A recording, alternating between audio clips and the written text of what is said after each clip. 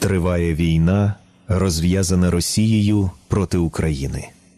Щоранку о 9-й годині на всій території нашої держави згадуємо українців, які віддали своє життя. Всіх. Всіх, хто воював, усіх військових та всіх цивільних, дорослих та дітей, усіх, хто міг би ще жити, якби Росія не почала цю війну. Вічна пам'ять кожному, хто загинув за Україну.